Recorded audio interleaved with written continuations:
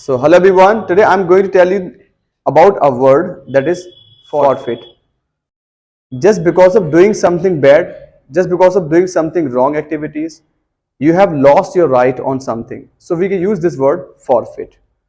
So इससे कुछ example लेते हैं. समय से नहीं आओगे तो आप कंपटीशन में भाग लेने का हक खो दोगे। अगर आप समय से नहीं आओगे तो इस कंपटीशन में हिस्सा लेने का अधिकार खो दोगे. तो अधिकार खो देना, अगर आप समय से नहीं आओगे तो आपने क्या कुछ ऐसा गलत किया, समय से नहीं आए तो आप अधिकार खो दोगे. कुछ गलत करने के चक्कर में आप जो कुछ गलत होने की वजह से अपना अधिकार खो देते हो तो हम वहां यूज करते हैं फॉरफिट. तो सेंटेंस कैसे बनाओगे?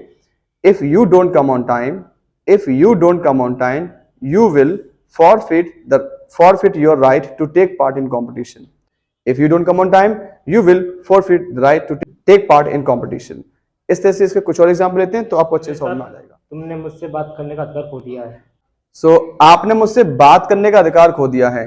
आपका कोई दोस्त था, उस दोस्त ने कुछ ऐसी गलतियां कर दी तो आप उससे कह सकते हो आपने मुझसे बात करने का अधिकार खो दिया है. तो you have forfeit your right to talk with me. You have forfeit your right to talk with me. आपने मुझसे बात करने का अधिकार खो दिया है. अब तो उस लायक व्यक्ति नहीं बचा, अब तो उस लायक नहीं है. तो you have forfeit your right to talk with me. ऐसा बना सकते सेंटेंस. दोस्त कहलाने का अधिकार खो दिया है. आपने दोस्त कहलाने का अधिकार खो दिया है. तो यू हैव फॉरफिटेड, पास्ट हो जाएगा, फॉरफिट हो जाएगा. You have forfeited your right to be called my friend. You have forfeited your right to be called my friend. आप दोस्त कहलवाने का अधिकार तो खो ही दिया है, अब तो मेरे दोस्त है ही नहीं भाई. इस तरह से इस वर्ड यूज कर सकते हो फॉरफिट का. एक सेंटेंस आप बना सकते हो. यू कैन कमेंट लो. अगर आप अपने पेरेंट्स की बात नहीं मानोगे, अगर आप अपने पेरेंट्स की बात नहीं मानोगे तो आप उनकी प्रॉपर्टी से अपना अधिकार खो दोगे. अगर आप अपने पेरेंट्स की बात नहीं मानोगे तो आप उनकी प्रॉपर्टी से अपना अधिकार खो दोगे. How would you make this sentence? Please comment लो. हाउ टू से सर, तुमने अपनी छवि धूमिल कर ली है. तुमने अपनी छवि धूमिल कर ली है. तो छवि होती है इमेज. तो you have solid your image.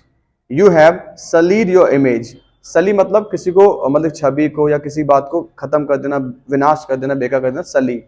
यहाँ पे धूमिल इन द सेंस खराब करने से मतलब होता है. तो स्पॉइल. अब सिंपल सिंपल बना सकते हो, स्पॉइल यूज कर सकते हो वर्ड कि you have spoiled your image. अब इसी स्पॉइल वर्ड को हम लोग सली वर्ड का भी यूज कर सकते हैं. तो you have solid your image.